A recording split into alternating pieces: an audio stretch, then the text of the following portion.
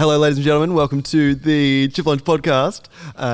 We are joined by, by we I mean myself, Ethan Crawshaw, and Brayden Wall. Yeah. What a man. Hello. Hello. How are you doing? I'm doing well, thank you.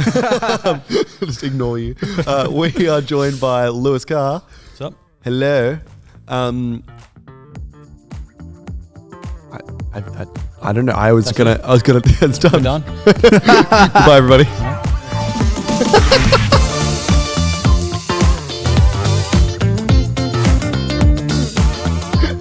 Get Lionel on this. So much of me wants to just end the podcast there, and just like make the rest of this conversation the episode that airs like 5 minutes later. The epilogue? Is it an epilogue? True. Yeah, epilogue. Something like that. Prologue's the start. Yeah. Epilogue sounds like Epilogue's the end.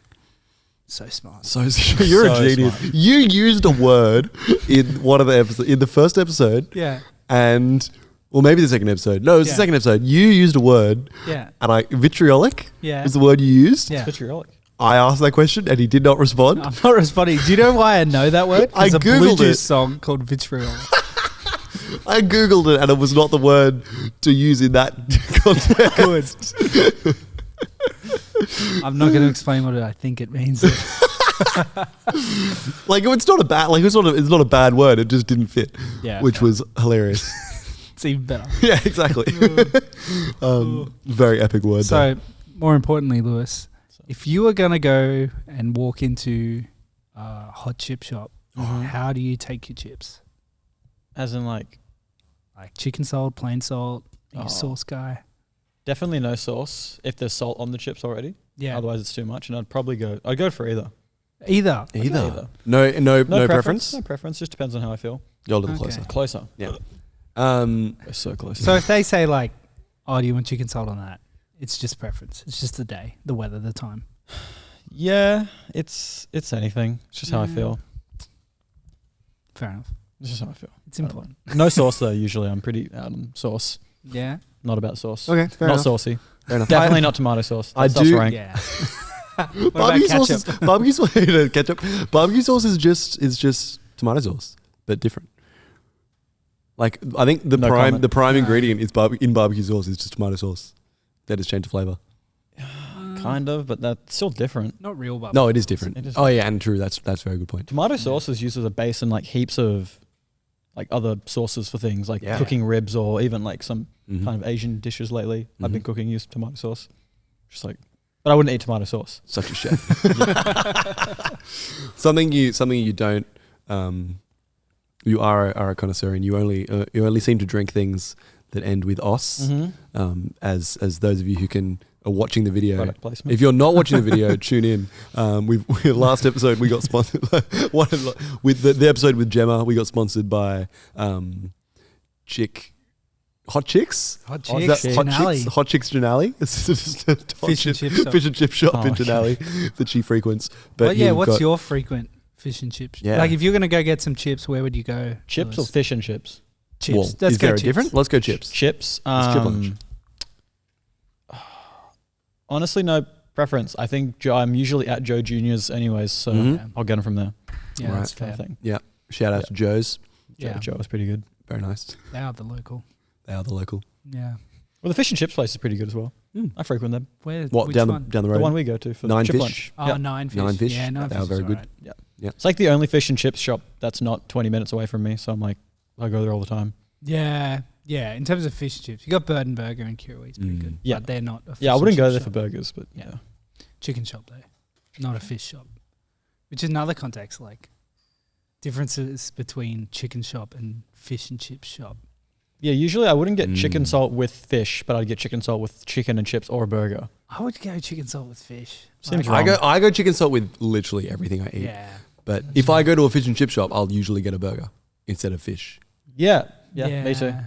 Yeah, that's true. Yeah. The important subject.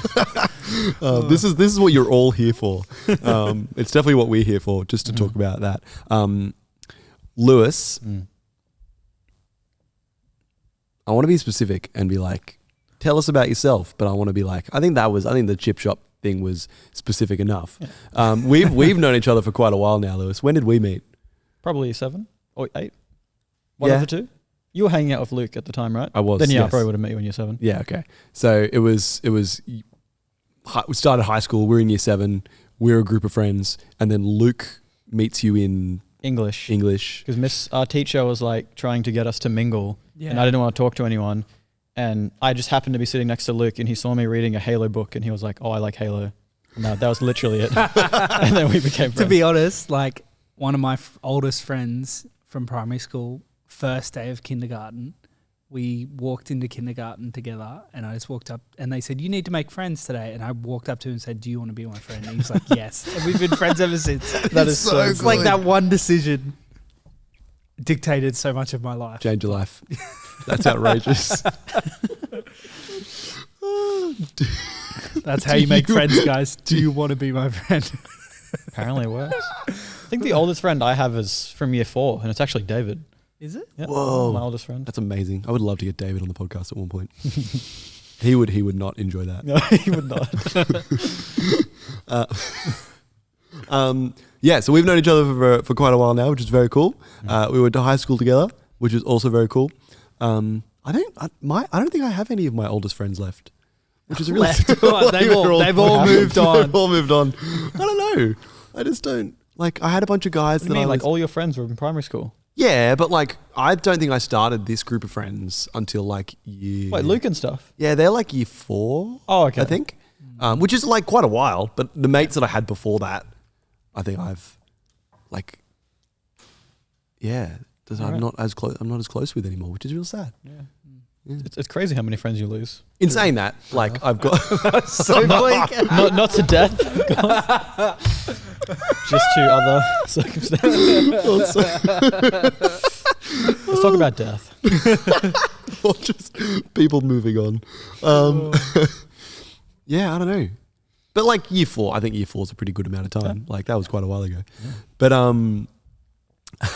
goodness, how do we recover from this? Something we like. Ethan's given up. I'm so sorry, Brayden. Take the reins. Take the wheel. Take the wheel. So you guys have been friends for ages. Yes. I've been friends with Lewis. I don't know, less long, more since less long. Wow, more since post high school, I would say. Again, we were discussing in the last podcast. I can't remember if I youth led you. If I did, it wasn't for very long. Yeah, I don't think you did. Would have been the end. Yeah, I think the first time I really got to know you was on the last week away I went on. That's when I kind of started to get to know you. I remember being like shook because I'd known, we'd been around each other for a while, but I remember being shook when I was at Miranda Fair at JB Hi-Fi, and me and Beck, my wife, were walking in JB Hi-Fi, and you actually came over to us and said hello. And that was when, I would say you've changed a lot in the last couple of years, Lewis. But that was like, oh my gosh, you were very introverted, I would say, in certain contexts. But yeah, that was like a mind-blowing experience when you went out of your way to say hello to me and my wife. See, I don't remember that at all. See, I remember that really clearly, and I wasn't there because Brayden was like, "Ethan, you will never guess." I don't remember that at all. Lewis. I also remember seeing Greaves and Ange in JB Hi-Fi once. Maybe I'm just getting the two mixed up. I don't know. That's amazing. JB Hi-Fi. JB Hi-Fi. It's where friendships are made. So yeah, we got all you need to do at JB Hi-Fi, guys, is say, "Do you want to be my friend?" Yeah. Preferably to a married couple. You might miss more than you hit, but it's worth a shot. You're doubling your chances. Exactly. If you ask miss a couple. 100% of the shots you don't take, ladies and gentlemen. That's the only snippet we'll put on social media. It's just that line. Yeah. Wayne Gretzky, R.I.P. Even though he's not dead. He's not dead. Gautier, R.I.P. Gotcha. Can't believe he's gone. Oh, okay. All right. So, Brayden The podcast alluded. starts now. Yeah, now we're going to be in. Well, we can begin. Everything else will get cut out, right? Yeah, 100%. Cool. So, Lewis, it was mentioned that you have changed a lot in the last little while. So I'm told. Yeah, it's been very, as someone who has been friends with you for quite a while, I have noticed it. And Brayden noticed it by not getting to know you until JB Hi-Fi. like until JB Hi-Fi. But yeah, we have been chatting to each other each time a new person comes on the show, and we ask them how they became Christians. And so we want to ask you the same thing. How do you become a Christian, Lewis? Well, I have no Christian background, so none of my family is really Christian. Like some of my grandparents on my mum's side are baptized Catholic, but like I don't know if they've been to church like the past 20 years. So mum's adamant that she's Catholic. Okay. Every time I tell her she's not a Christian, she gets offended. But yeah, so I have no real background with Christianity. Mum's side was just pretty much indifferent towards it, and dad's side was usually iffy or against it outright. And I had pretty much no Christian influence in my life until I met the boys in high school through Luke, because I think everyone was going to youth group at that point. Yep. But actually we weren't yet, but we will. because I only went to youth group later, when like in year 9 or something. Yeah. But I think already leading up to that, I think you were already pretty openly Christian, because I do have very early memories of like arguing with you and making fun of you Oh yeah. for being a Christian in high school. Yeah. And Something that only brought us closer together, Lewis. yeah, of course. And then I started going to youth group in year 9. And that was sick, because that was just like cool place to hang out, obviously. I 100%. don't think I thought much of the talks initially.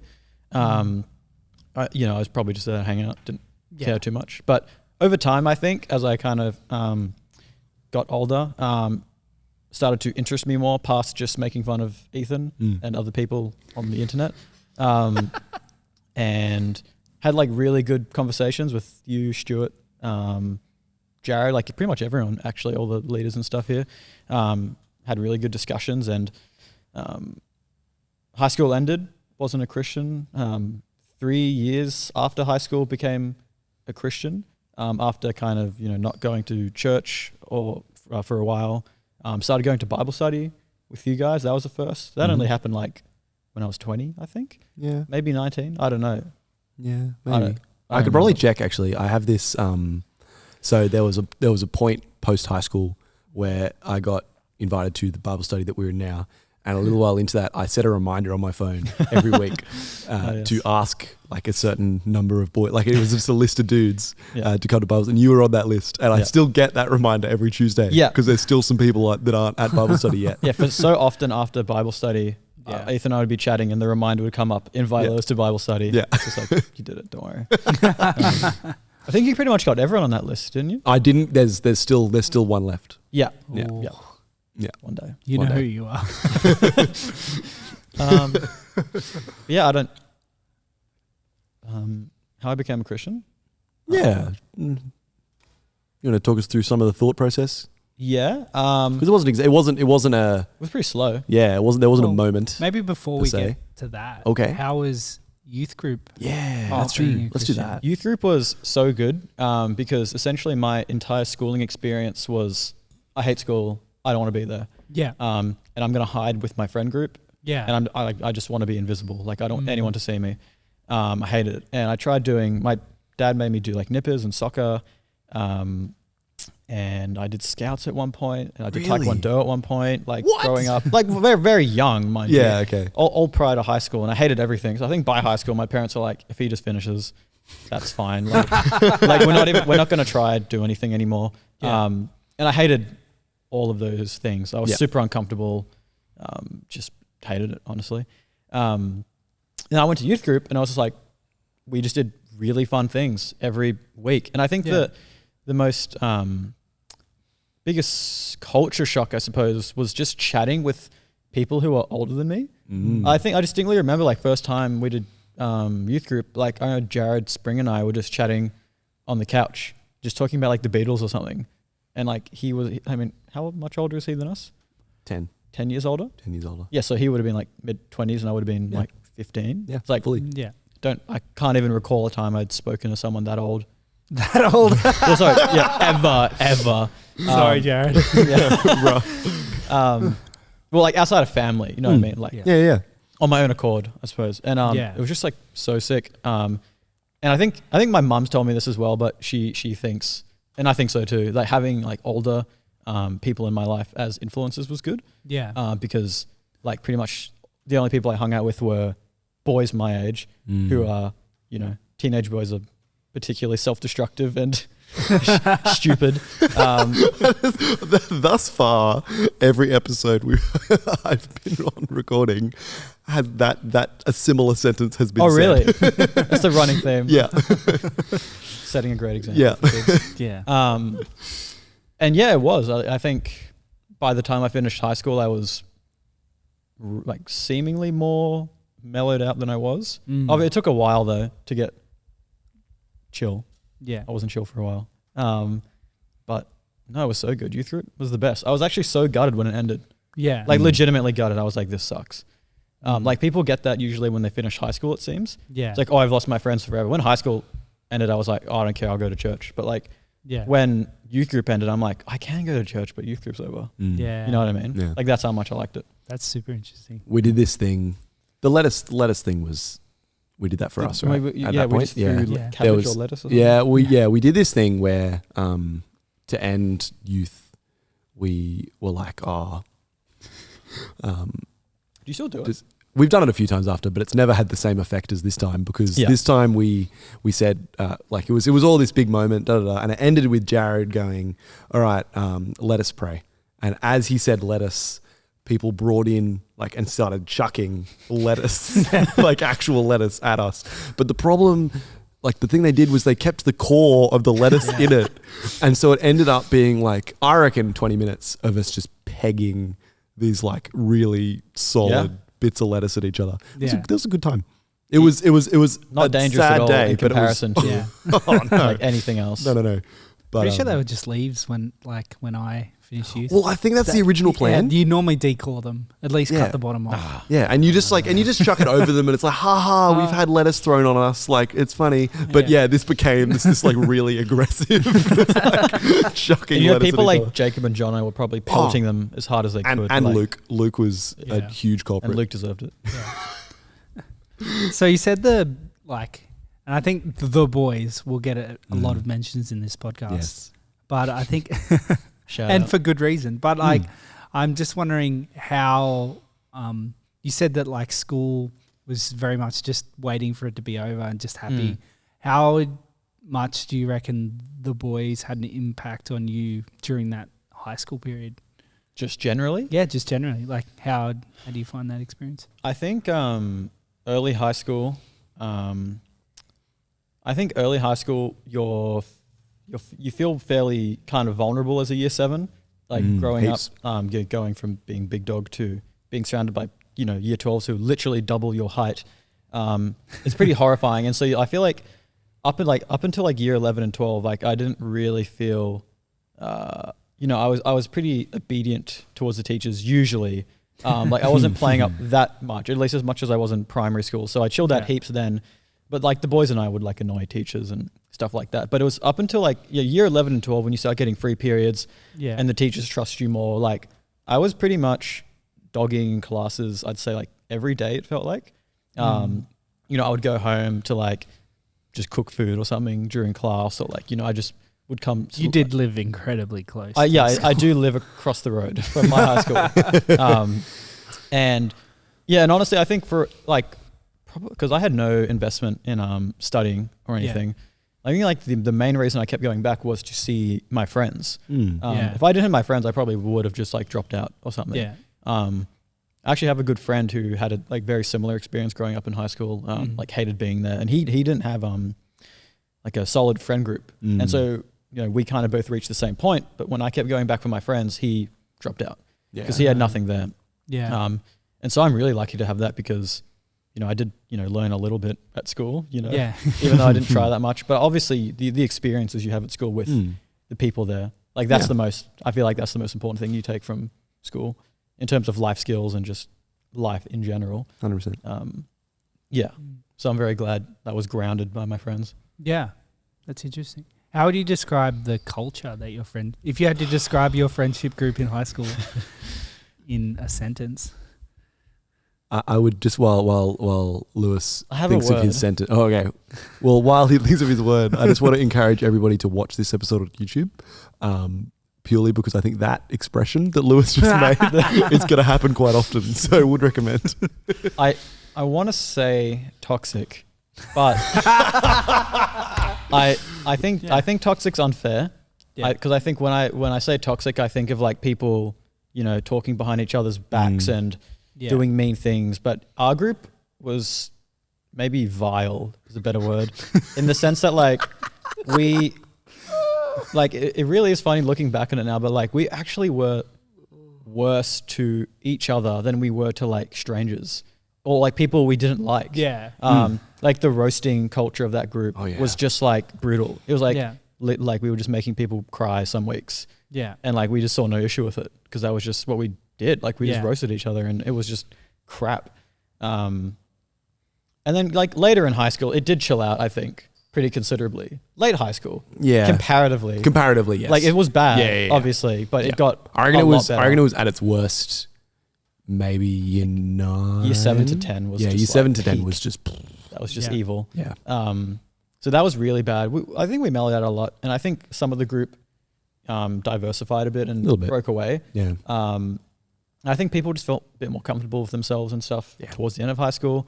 And by the end of it, like we were pretty chill. Like honestly, I think everyone was hanging out at church or at a youth group like every week. Yeah. I think our friend group was probably, all things considered, probably way tighter than a lot of other groups in our year. Heaps. And I think the church and the youth group played a huge part in that. Because even like the non-Christian guys, then like would always go, what I mean? Me included, right? Yeah, fully. And no one else had that. Like there was nothing else. Like there might have been a soccer team or dance or something, but like no. It was interesting. Of that scale. It was interesting because our friendship group kind of was in 2 kind of sections, which hilariously was divided by the group chats we were in. And there's the Madmen and Banter were the 2 kind of friendship groups within this big friendship group, and with some overlaps. Oh, of course, yeah. But I think I was the only one. People like you in both. I was the only one in both. No, Luke. Luke wasn't in Madmen. True. Peacemaker. That's me. Ain't that the truth? Yeah. So I was the only one in both, which is wild. But it means it was interesting to see there were boys in Banter that when school ended and there was a bunch of us going to church from both Madmen and Banter, a bunch of the boys were going to church, and the boys that were going to church were less like, oh, we need to do something every weekend. And like, oh, we're really sad at everyone for not doing something every weekend because we were seeing each other all the time, and it was like whatever. But everyone else was like, oh, we don't see each other anymore, and it's a huge bummer, and it's really sad, and we're all, and like it's all fine now. But like it was just this moment of we need to do stuff all the time, and there's a little bit of anger if it's not happening. So like you've said, the only reason you were kind of coming back to school and still invested was the friendship group. And then it gets to year 12, you don't have to go to school anymore. Like, what was that like? Post year 12 or like during HSC? Like just, that's finished. That part of your life, high school is finished. Yeah. Well, How did you find that? Had a fair amount of dread leading up to that day. Yeah. The persona I kind of gave off was like, HSC, I don't care. Yeah. Like you kind of thing. And that was I actually I didn't really care, but also I didn't care because like I had no idea what was going to happen, kind of thing. It was more ambivalence rather than kind of like a confident I don't care. Yeah, it was like I don't know what's happening. And so post year 12, that was like I think for a lot of people it sucks. Oh, absolutely. I don't think anyone enjoys post year 12. Like that is usually pretty difficult. Yeah. Funnily enough, we studied what was the unit in English surrounding the Shawshank Redemption? We looked at like I was in advanced. Okay. Just gonna leave this flex here. This anecdote's not gonna work. I'm moving on. But yeah, post year 12, I had like nothing on because mum was like, oh, like just have a break before you start studying again or something. Because like she didn't want me to just go rush into another course and not care, which I eventually did, but she was like, don't do that. And I wasn't working.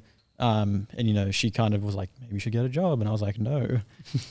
So I had nothing on. Yeah. And youth group was over. And most people were studying pretty Mhm. much immediately after high school. Yep. So immediately, like a lot of people I saw regularly were gone.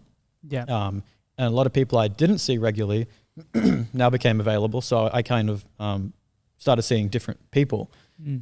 So like that banter group you talked about, who I didn't really, see in high school, I was now starting to hang out with more at like parties and stuff. Yeah. And I had like another little group who was like also kind of the party persuasion, but they were never like, they weren't like the go to vinyl room, sink a case of beer like every night kind of thing. For our American listeners, Which we have many of. Which we have many of. Yeah. 50-50, baby. Yeah. And I think the 50-50 was because Apple wanted to make sure that it was a legit podcast.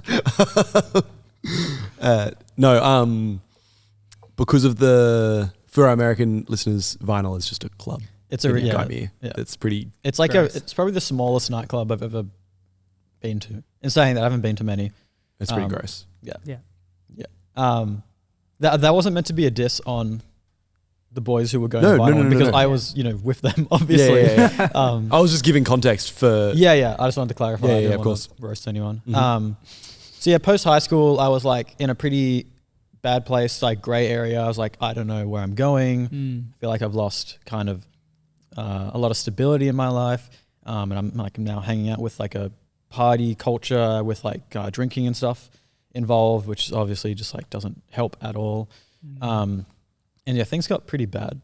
What was the question again? I feel like I I'm was just wondering how you handled that. Like, sorry. I definitely had like, I think that was like the most stressed out I've ever been. Like Post high school? Yeah. Well, I didn't really realize how stressed I was until I got like physically ill for like 2 months. Oh, just because how bad it was. Was ill for like months and months. Yeah, it was super Really? sick in between like high school ending and uni starting. Wow. Because I don't know, I think I didn't love high school. Again, I had a really good group of friends, so I think I really, I was going to miss that, but I think I had no idea what I wanted to do. And I think that's what stressed me out. Yeah. Yeah. How did you find that post high school kind of like HSC's over, like what do we do now kind of vibe? I didn't go straight to uni. I did a YouthWorks program called Year 13, which was a gap year, which was actually really helpful for me. Yeah. Because it threw me in instantly, like really quickly, with all these Christians that were my age. Yeah. And which is something that you had not. I had never experienced that in my life. I had been to like big camps and stuff, but only for like a few days at a time, never for... Well, just to clarify, Ethan, did you have many Christian friends in high school? No. Yeah. No. I was thrown into this group of people who were way more or as hardcore about and stoked on Jesus as I was, which was like a real shock to the system, actually. Yeah. It was a real like, oh my gosh, this is super weird. And I actually, I did it with a few mates I did it with a mate from school and I did it with a mate who from school? James Mackay. Oh, really? Yeah, so I did it with James, I did it with Jono. When I came out of it at the end, it wasn't until the end of that program that I felt this kind of stuff. But what it was I'm actually really ready to go and talk to non-Christians. Yeah. That's what I kind of You learned had so from much that year. practice already. Yeah, well, I learned from that year being like, these are great and I love all of these people. Yeah. And it was an incredible time and Well, I it is learned so much. It's a culture shock. It's Huge something culture you hadn't shock. been used to. Like I didn't get that culture shock until this year. When I was 25 going to Bible college. I'm like, what? I'm like surrounded by Christian things all the time. Yeah. People are praying all the time. It's like, what is crazy. going on? Like it's such a different... And it's great, It but is. it's It's so different. good. It's so different though. And yeah, so I came out of that difference at the very end of that being like, that was really beautiful and that was really cool and I really loved it. But I do really, really want to go talk to some non-Christians, which was really cool. I think I played soccer that year, which was really, really good because every week for a whole season, I was hanging out with the boys from school still on the weekends and if I wasn't, and that was with half the boys and the other half the boys I was going to church with already. So so that was really helpful. I think without those two things, I would have been a bit I don't know. I don't think I would have enjoyed it as much. Yeah. The out of high school experience. Yeah. Because I was still seeing my mates. But yeah, that culture shock was super whack. Yeah. It was really cool though. You had so many different groups trying to like have you in them all at once. Yeah. There was a lot of people vying for my attention. Yeah. I'm just that cool, guys. You were very popular. So cool. No, it was, I don't know. I think it's really interesting getting, you end up getting pulled from a lot of directions when you finish high school. I think whether you're as popular as me or no, not really. But I think no matter what you do, because people go into uni or they go to TAFE or they go to work or they go to Both. Or they go to church or they go to, and what you end up doing is you end up actually creating friendship groups all over the place. And you've got that's why people talk about they have their uni friends and they have their work friends and they have their church friends. And people separate those.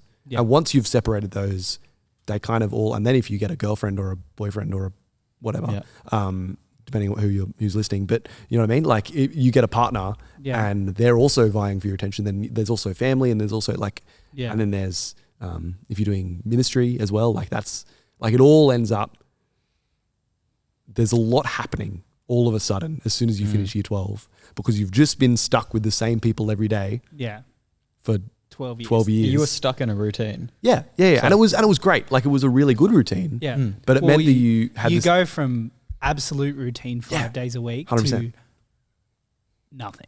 Fully. Yeah. And it's all in your hands too, exactly. which is the most scary part. Yeah. And so you've got this, all right, you're now both alone and with more people than you've ever been with at the same time. It's crazy. Which is very, very, very wild. Yeah. And so, that was one of the things I struggled with heaps, was trying to juggle all the different things I was doing. Yeah. I think that's something I still haven't figured out yet, but that's life. Yeah. I think everyone seems to have similar experiences. My mum always tells me that similar stuff happened to her post high school, different friend groups. Yeah. Like, I just had something. I forgot it. Oh. It's gone. How'd you go? How'd you go with that particular juggling thing?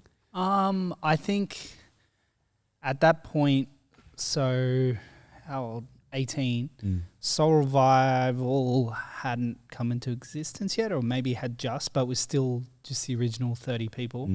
And so like I had a friendship group, but I couldn't hang out with them for church. Yep. So I just didn't go to church. Like we were at Gymea for a while, and then something happened, and a whole bunch of my friendship group, literally from 1 week to the next, went from like 20 of us to 2 of us. Yeah.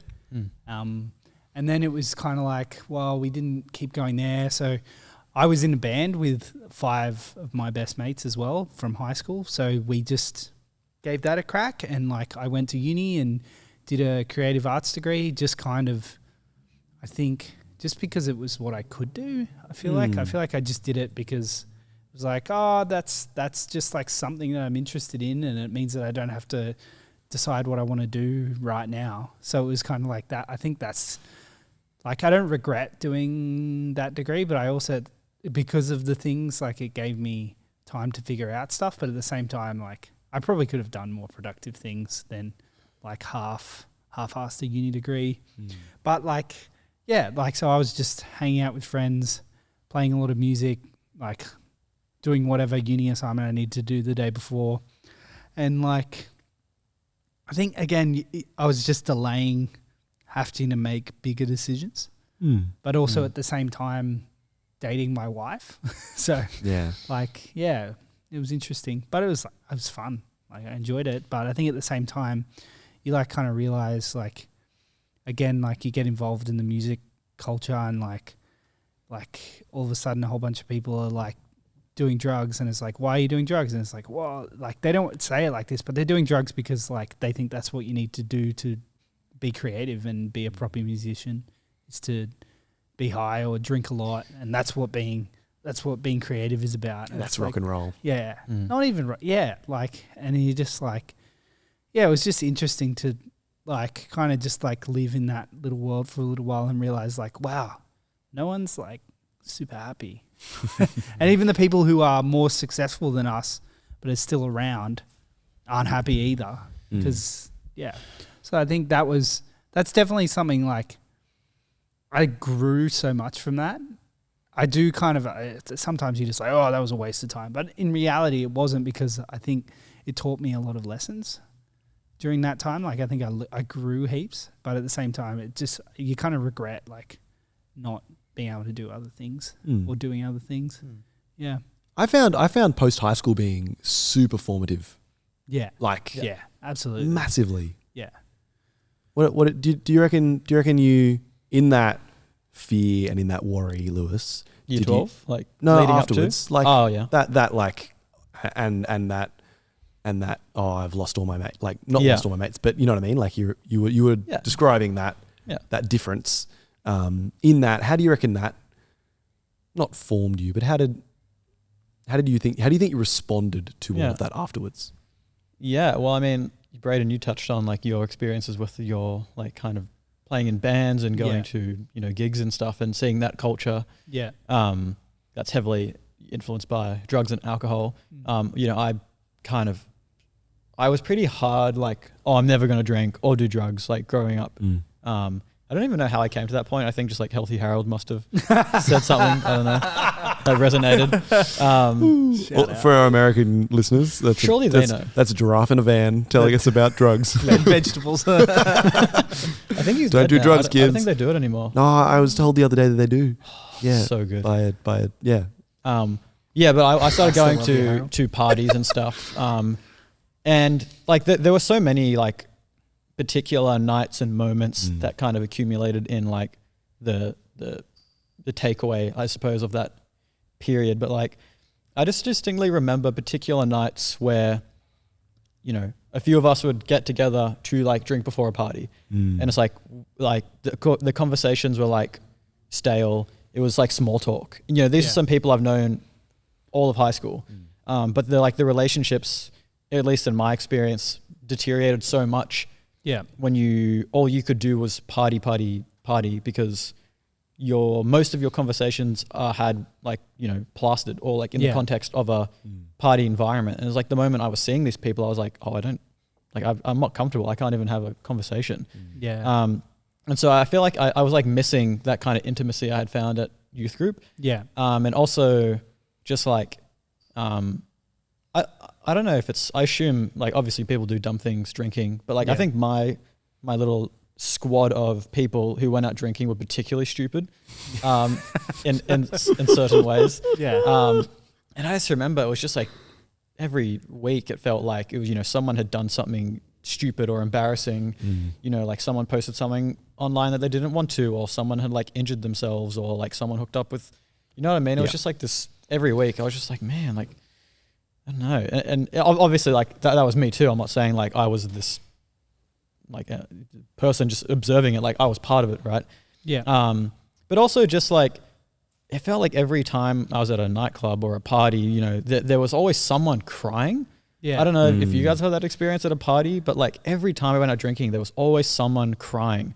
Guy or girl, it didn't matter. Like there was always someone crying. And many times, you know, that was me or that was my friends as well. Yeah. And I was just like, why are we like, it seems so dumb in retrospect, but at the time it's just like, that's your whole that's world. your whole world. That's what you're doing. That's just normal. Like, you know what I mean? It's like, I could stop going to parties, but that's, you know, that's all I have. And so you keep going. And it was just like, I don't know, it felt fake after a while. Like, you know, you would just drink heaps to feel comfortable. Yeah. Around people who also didn't feel comfortable, and you would have conversations about nothing that you don't even remember. Yeah. And then no one there's actually happy, and you go home, you feel like crap for the next like 3 days. Yeah. Do it again. And then you get like really psyched for the next time, and it's just like, who cares? I don't know. It sucked. Yeah. I think it was very fun initially. Yeah. Like when you're young, it's like, ooh, like alcohol, ooh, and it's like lots of fun. But like, I don't know. Yeah. At least in my experience, it grew stale super quick, and like the repercussions were like almost immediate. Like I was getting sick more often. You know, I felt like my relationships were getting worse, particularly at home with my mum. I was spending heaps of money on alcohol, which I didn't have. It sucked. Yeah. So you came to church for a long time before you became a Christian. And like, that's kind of an interesting concept, I think, especially for a lot of people who view church just as where you come to maybe worship God for an hour, or get your God fix for an hour on a Sunday and then leave. Maybe is how some people view it. Like, why did you come to church for years if you didn't believe in God? Well, for starters, I had my high school friends who were there. So I was like, oh, my high school friends. And then I had, through them, I went to youth. Then I met the youth leaders who are now my friends as well. Yeah. So it was basically like, oh, my friends are there. Yeah. And then, later in life, I started getting more curious. So it's not like, I was listening to the talks a little more intently. We were having like bigger and kind of more deep conversations. So, I had a lot of reasons. I was always interested. I was always looking, in that time, like that leading up to post high school of like, what is happening? Like, I don't know what anything is.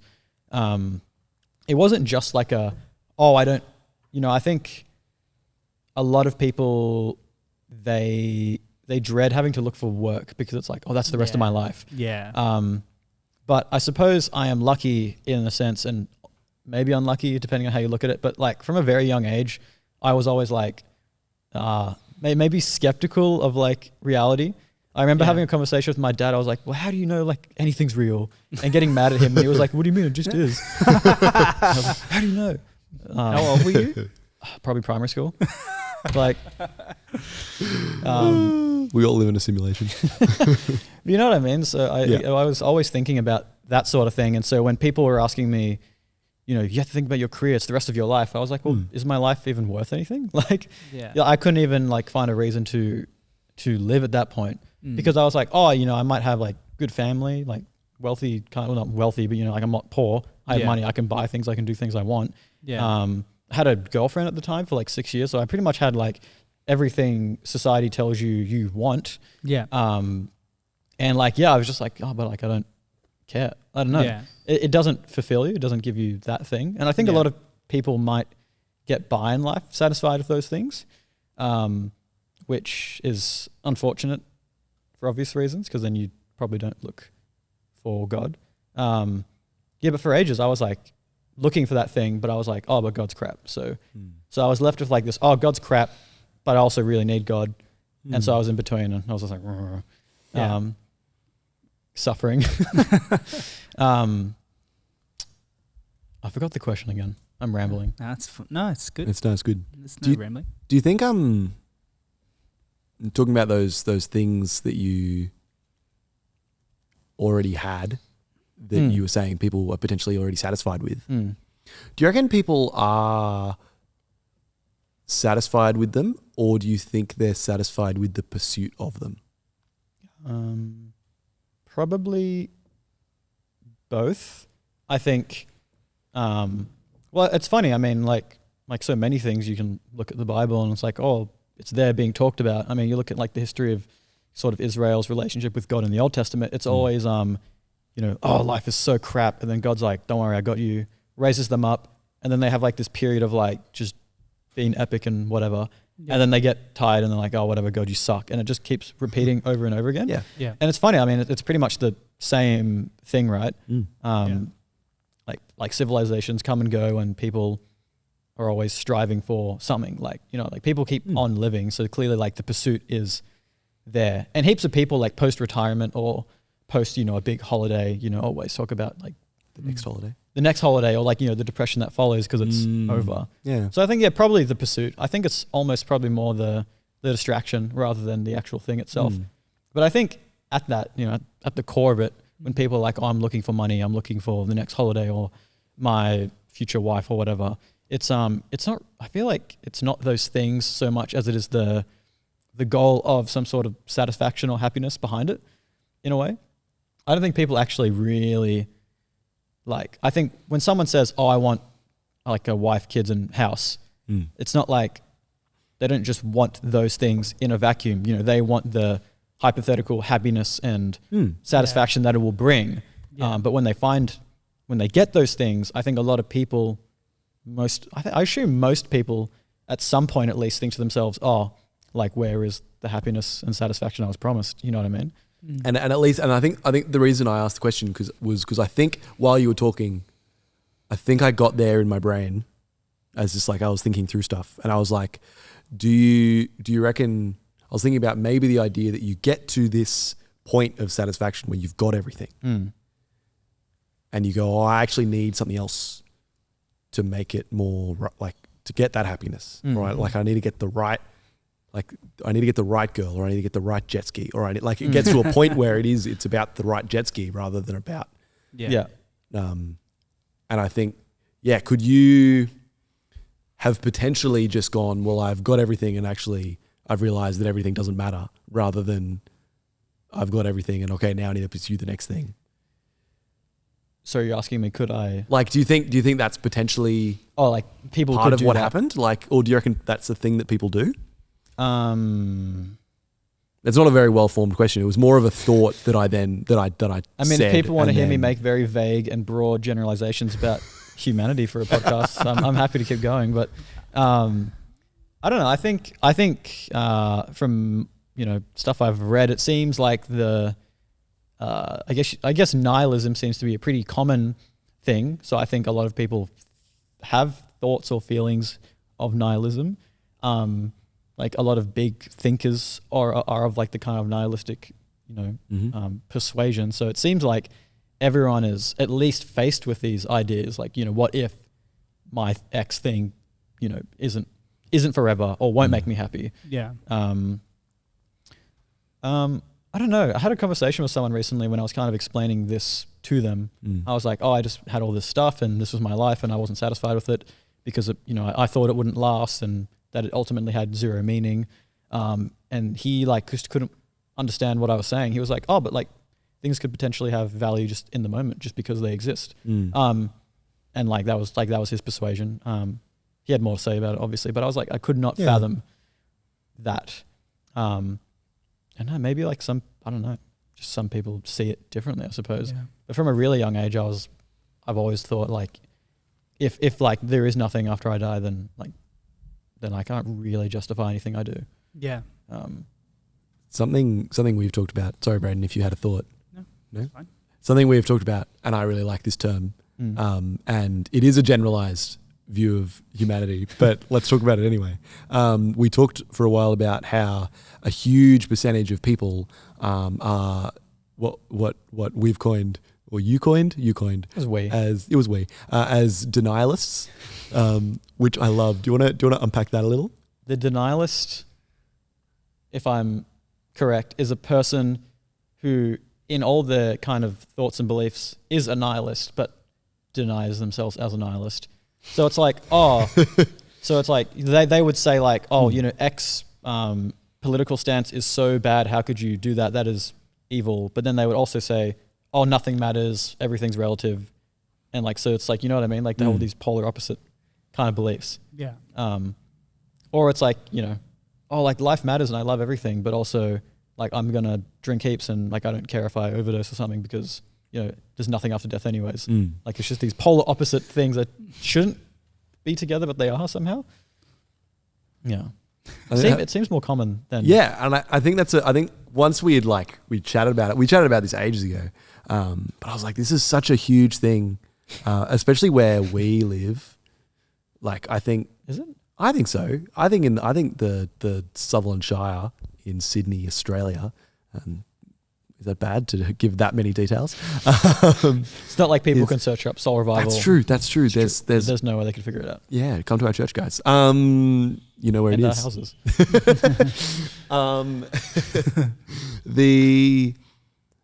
I think it's a thing that's really maybe. Do you think not that it's not prevalent?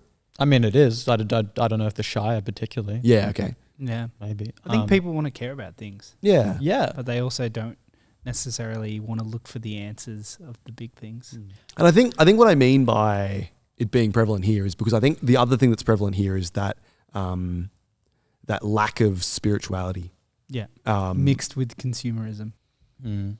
So you came along to church for a while, Lewis, as we said, before you became a Christian. What kind of like sparked... Was there a change there that's something, or is it just so gradual?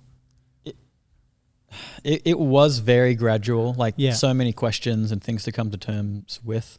If I had to pick a few maybe pivotal moments, a huge hang up I had for a long time was, the predestination thing.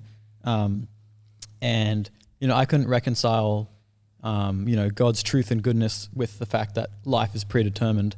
Yeah. And so I had to think through that. And I think it was only in realizing, or maybe rather admitting is a better term, that life with or without God is predetermined in a way. Is ultimate, I would say, is predetermined. Yeah. That was the conclusion I came to. So it was no longer a thing of, like I can't believe in God because, predeterminism. It was like, oh, but I believe in predeterminism now, so I guess So God it doesn't matter. Yeah, like I'll go with God. Like, that was a huge hang up.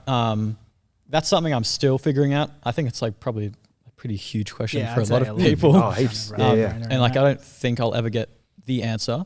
Yeah. Which is another thing actually. Ethan and another friend of ours, Matt, we were reading quite a lot of like Christian books for a time. 2 books in particular were Silence and Mere Christianity. Yeah. And in reading those, I just remember we had such good conversations. Like I think we literally spoke for maybe like 30 plus hours about mere Christianity and Easily. like we had multiple sessions, so good. But Matt said something that like really resonated with me, and Matt's like someone I really he's about he's a bit older than you, so he'd be 31, I think. I'm assuming you're younger than 31. I'm 25. Yeah, so he's older than you. I'm correct. I always assume you and Jared are the same age. I don't know why. Even though he's 7 years older than me. It's not that far off. Like it's the same thing. But yeah, so I particularly respected kind of his takes on things. I thought he was quite a smart person. I think he's a smart person. I'm still friends with him. And he said something along the lines of like, once he became a Christian, because neither of us were Christian at the time, Yeah. he was just like, once I realized there was no like one solution or one answer, like one fact that would just prove it beyond a doubt, I was like, like damn, like you know what I mean? Because I think a lot of people have this perception or conception that to believe in God, you have to have the facts or something, and that seems to be a very common thought nowadays. Well, it's that logic idea. I think some people are very logical, and that's I wouldn't even say logic. It's just like people generally now, it's like unless the scientist says it's true, then they're like, well, it's not true. Yeah. You know what I mean? Like that's just how people determine fact. Which is like fine, obviously, for things that concern science. But when, I don't know. Yeah. That's a huge topic, but it's pretty hard to like, explicitly prove or disprove God using science, I feel. Yeah. I don't think that's too hot of a take. I think if you're for or against God, like you would probably come to the conclusion that you can't really use science to prove it or not. They do different things. Yeah. Yeah. And so, thinking about that, I was like, it was a good and a bad moment because for one, I was like, I don't have to find that one answer anymore. But like, secondly, I was like, but then like what happens now? Yeah. I was so confused. And it was just, I don't know. I can't particularly remember like if there was like some hang up that I had that was now resolved. Yeah. It's pretty hard to deny like that Jesus existed. And I suppose the thing that just clicked was just talking about Bible like over and over with different people who knew about it, and there was just something so like sensical and like just solid about what it was saying about life and humanity. And I was like, I've literally like never found anything like this. Yeah. And like how many years it's written over and how consistent it is, and also just the things it talks about. Like so many, it confirms so many truths that seem to be universal. Like there seems to be no culture that doesn't say, this like love is life, or like love is the pursuit of life.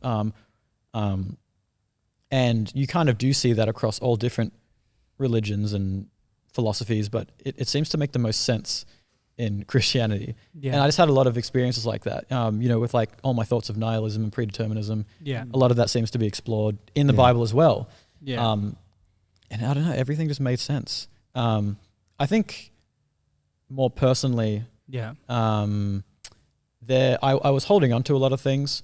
I was convinced that I would find, the meaning to life in, perhaps like some sort of pursuit of, I think I was convinced that I could find the meaning to life. Yeah. Like, so many philosophers and stuff do. Yeah. Which is how I, ended up getting interested in God. Yeah. But I think, to believe in God is to kind of say, oh, I actually don't have the answers. And like everything's here and it actually exists totally outside of me. Yeah. Like that's not me. And so there is a huge denial of self in that, which is something I was unconsciously very reluctant to let go of.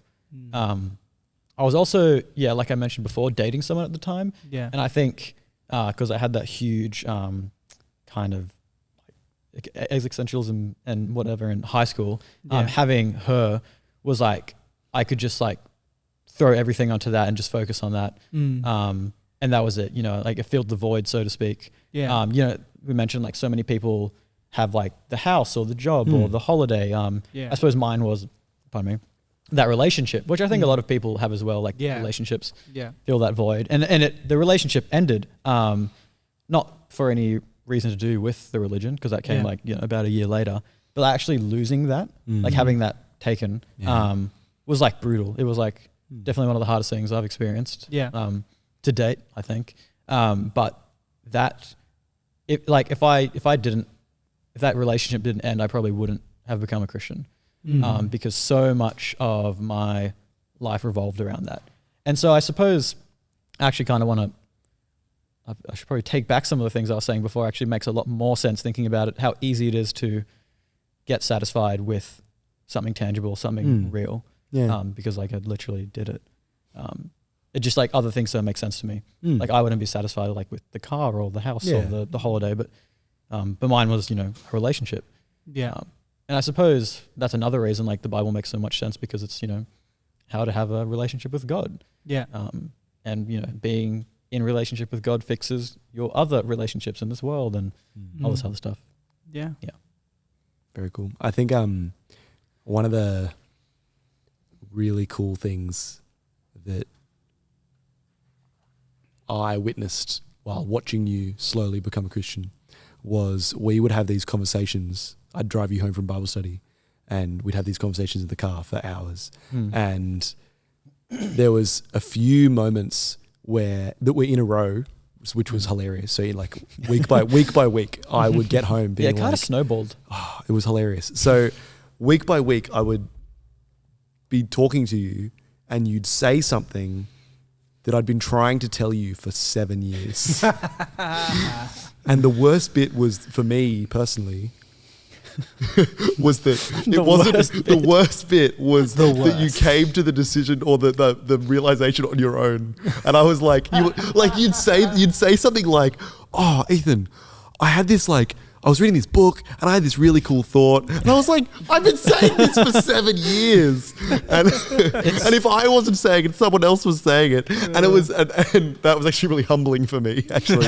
Because I had to be like, one night I went home and I was like, Lord, yeah, I get it. That was most of the prayer that. I think I'm having the exact same experience now with another friend. That's amazing. Like just recently, like we've had so many conversations, even like so it will devolve into arguments even sometimes. Solid. And like just the other day, like as an example, he said to me like, like two things, both to do with his parents. One was like, we were just chatting and he was like, so I was talking to my mum about Jesus the other day.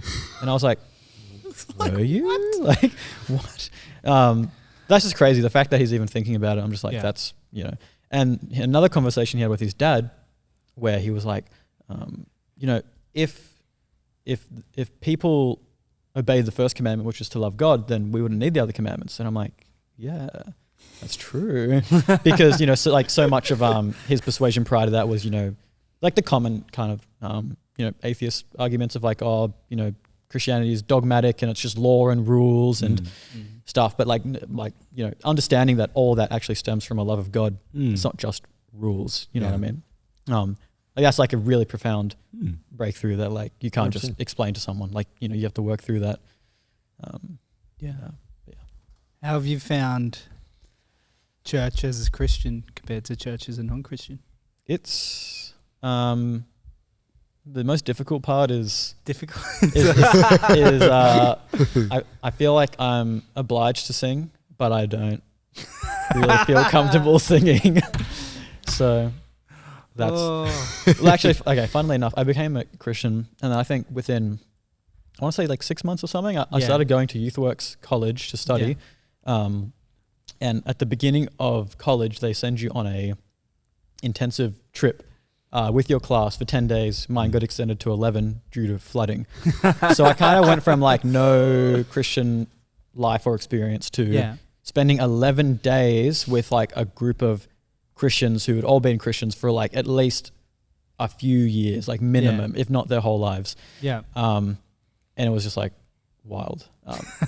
It was probably quite similar to your experience as a youth work. I mean, from conversations we've had, it was very similar. But also, like, I had the added, like, you've been a Christian. I had been a Christian my whole life, so I was with them.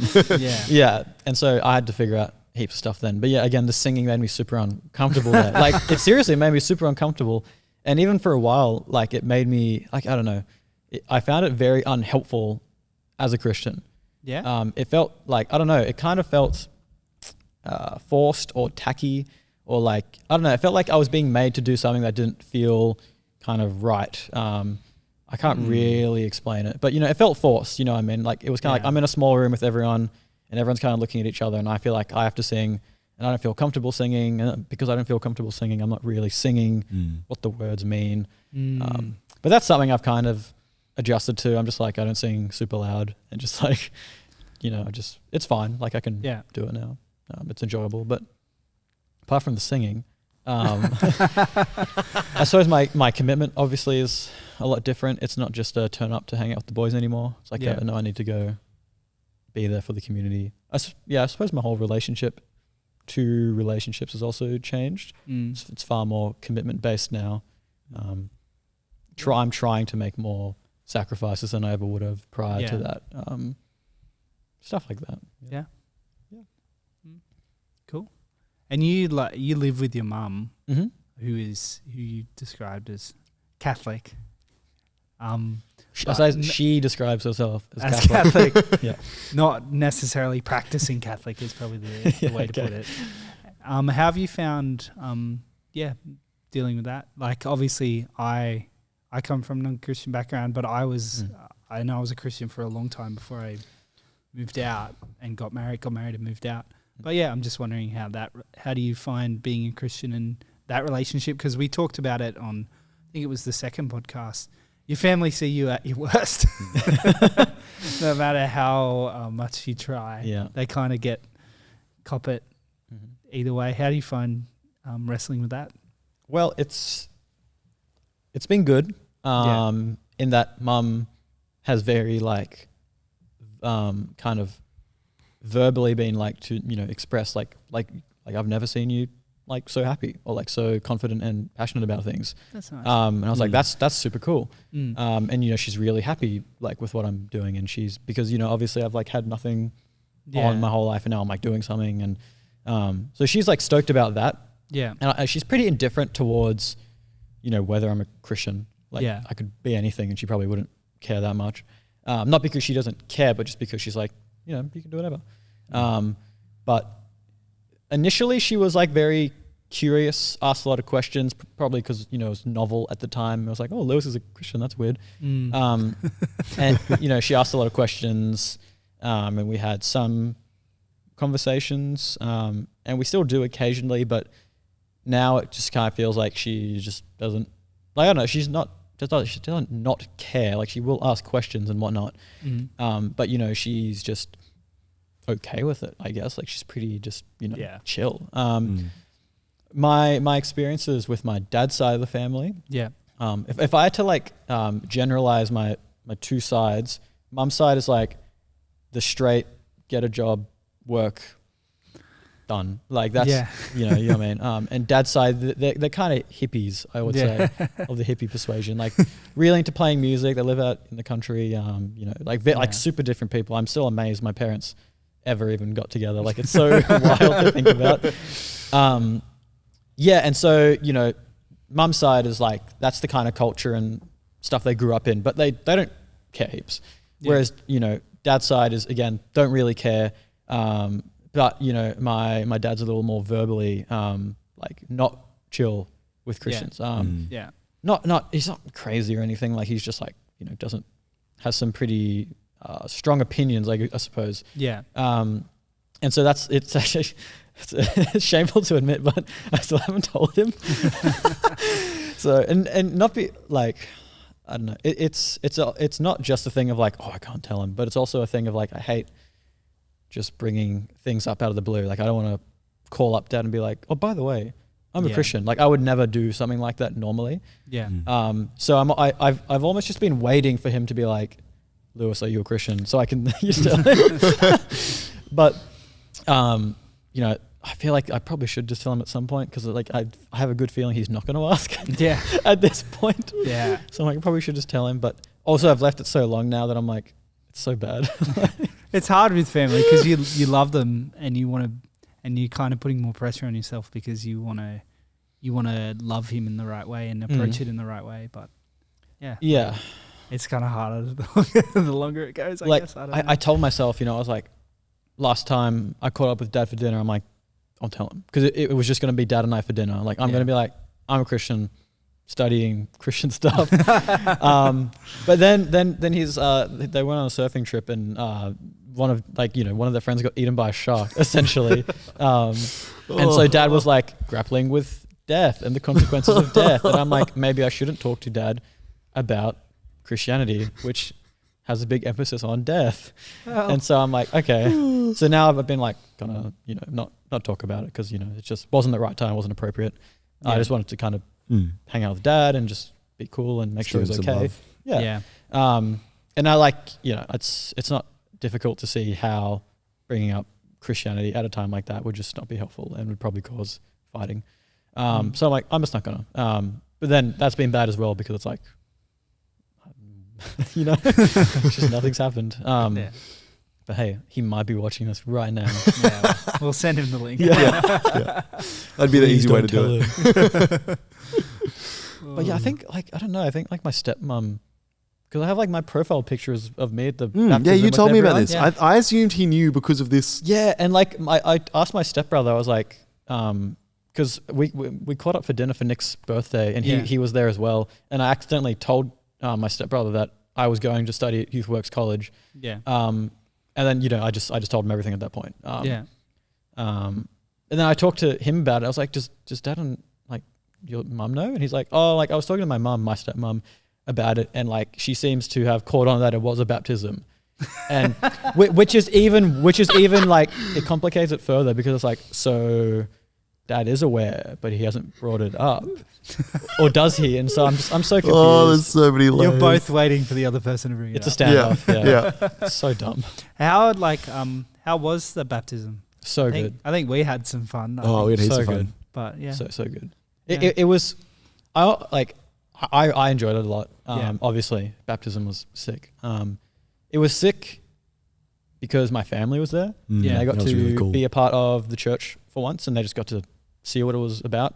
And even though it's not like they started going to church every day afterwards, but it's just little things like that. You know what I mean? Like, you know, I've seen in my own experience that it's just like such small interactions can, you know, blossom into something huge later on. And so absolutely. I'm hopeful, you know what I mean? And so like, I'm very happy when small things like that happen. Yeah. But I was particularly happy to see like David get baptized. I think that was honestly the highlight for me. I was almost happier to see David, who we mentioned before, get baptized than me. I was always, It was so good. That's epic.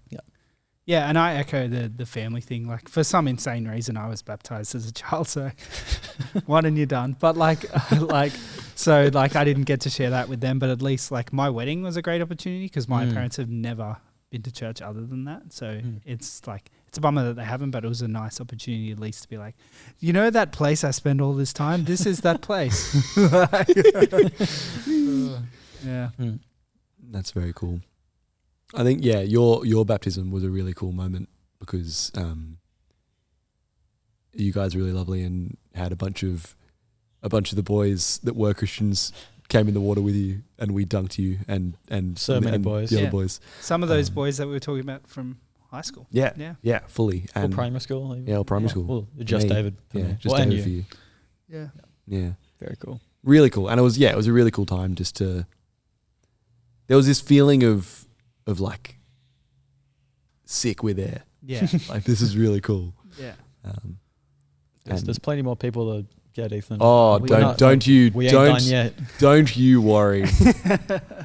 I was Matt, the guy that Lewis was talking about earlier, became a Christian at one point. I'm pretty sure it's Matt that I had this conversation with, but he was like, so he became a Christian before Lewis did, and was like, Potentially.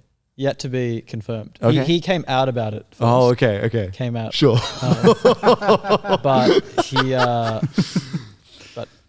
Same kind of time. Yeah, I'll give it to him. He can have it. I'll let him have it. Well, he told me he was a Christian before you told me you were a Christian. I So- wasn't sure if I was a Christian. Well, there you go.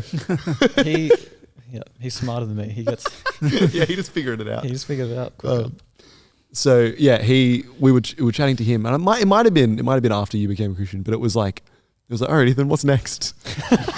And I remember this very late night scheming How to get everyone else. It was really funny.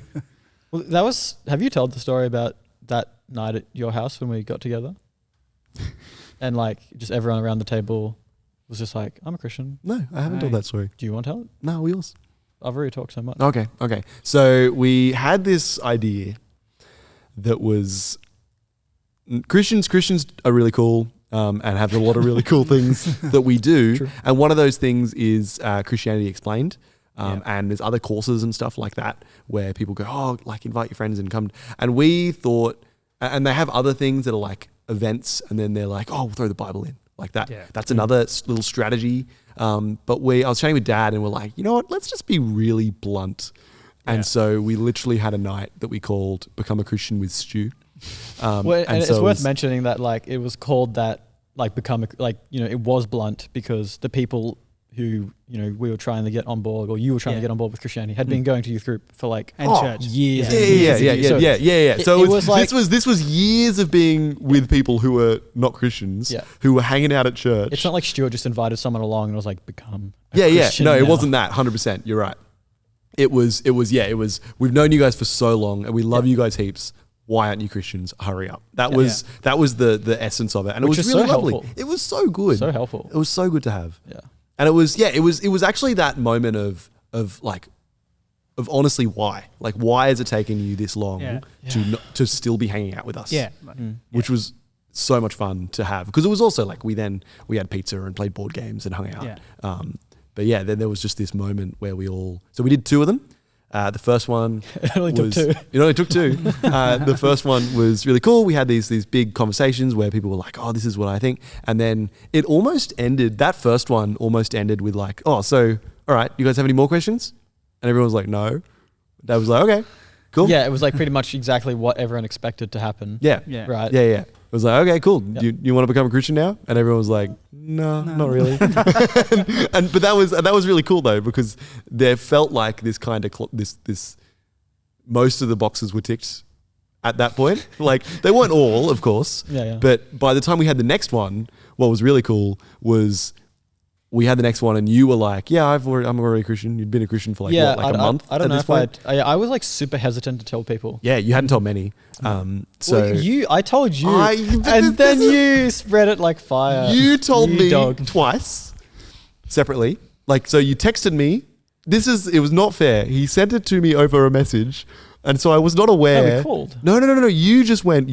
I was at our church. Did we not call? Our church runs the schoolies thing every year, and I was like on a farm with a bunch of picking fruit, and I get this message from Lewis like, "Oh, I think I'm a Christian now." And I'm like, "What?" Wasn't this at night? No. The second one was at the end at the end of the week. But that was I think. So I told Jared, I'm like, I just got this random message from Lewis where he said he thinks he's a Christian. but he's not sure. And then we just left it at that. We were like, I was excited, but I was also like, well, he's not convinced sure. yet. So whatever. Yeah, save the pop off. And then later in the week, I then went away after that schoolies on a friendship visit to Brewarrina. And you texted me late at night while I was like absolutely dead tired at this point. Again, it was just hey. But you told Jared and Dad stuff. was there for that one. But you told Jared. No, I told Jared at the start of the. I hadn't said anything from Jared other than that. Because next time I saw Jared, he was like, "Oh, you're a Christian." No, because the first that I think was, but that's all he knew about. So he got the first text. when I text. met, like when I saw Jared next, he was like, "How's being a Christian?" Like he thought I was Christian. Yeah, because we thought that's where you'd come to, but also we weren't sure, so we were like, but that was it. As far as I'm aware, that's all that happened. This is suspect. I don't know about this. Well, that's how I remember the whole thing. But that bit of information does make maybe my response to the initial text a bit more sus. I think maybe I was a bit more Jared. I think he's a Christian. I think it might have been more. Yeah. Anyway. Okay. So you went around the fire. Lewis said, Well, no. So we're sitting around at a table eating pizza, and we're like Lewis, and Lewis is like, yeah, cool, I'm a Christian, and then we go to Jack, and Jack's like, yeah. And then he told this lovely story about being a mustard seed that he'd talked to Dad about in a time that I had no idea about. What? He told this story where he was like, parable? No. He just told this story about how Stu had previously explained to him that sometimes having faith, all you need is a little seed, and sometimes you just got to hold on to that seed. And he's like, yeah. I have that seed, and I think I want to hold on to that and become a Christian. And so that was that kind of thing. And then we went to Dave, and Dave's like, yeah, might convert. And I was like, what? Yeah, and mind you, there was probably zero, well, not zero indication prior that he was becoming or going to become a Christian. Yeah. But it was like, we were kind of like, I have no idea. I'd say Dave is not a particularly easy individual to read. No. There were noticeable differences. Yes. But like in him leading up to it. Yeah. But also like not enough to be like, what's going on? Yeah. So when he said it, like we all freaked out. Yeah, we like lost our minds. That was wild. And the nonchalant way that he said, yeah, might convert was really on brand. It was really funny. And then he told this lovely story about buying a harness for rock climbing, which was really funny. Should we tell that as well? I don't know if we should. No. That's for Dave's episode. That's for Dave's episode. Oh, yeah, okay. We'll save it. Oh, there will be so much existential That dread. might be a lovely place to leave it because I'm afraid the camera's going to run out of battery. Oh, true. Yeah. And then We've been talking for quite a while. I think we've been talking for an hour and 10 minutes ish. Oh. But I do want to add the next bit was Nick. We got to Nick, and Nick was like, "Nah." Straight back down to that. And then we spent all like the rest of the night just making fun of him, making just fun of roasting him. Like, Nick, become a Christian. Nick. It was really funny. Yeah. And really wholesome. We love Nick. We do. We love Nick. But he's next, and I think he is. I think he is. You heard it here first. Nick is a Christian. Tell everyone. Tell everyone. Yeah. Except Start Nick. with Jared, and then. Yeah. All right. That's a good call, Brayden. I think we should probably wrap it up there. Just thought Yeah. might be time. Yeah. We've had some laughs. Yeah. Had a good run. Did we cover? We had we had can have nothing a- going in, so We can have a there's part two. nothing to fulfill. Oh, you will be back. Like, this is not necessarily the only time we'll meet Lewis. I think one of the cool things we're trying to do with this podcast is have a revolving, like, Brayden and I won't be here all the time. Yeah. Joel, as you have noticed, Might be back. might be. Yeah, He'll he be might back. We'll be gone. He will be back. Yeah, exactly right. Yeah. So If you've it'll got jump any around a bit. questions for Lewis, maybe you could jump on the Discord. yeah, Yeah. jump on the Sorrow Church Discord, and there's a chip lunch section. Feel free to chat, ask questions in there. So jump on that. The Shock Absorber is another podcast that we have been releasing. If you want to listen to more content, jump on there. That's with Joel and Stu. It's really cool. Yeah. Follow us on Sorrow Church on Instagram and Facebook and stuff. Say hi. And we might end it how we end all of our podcasts with a one way.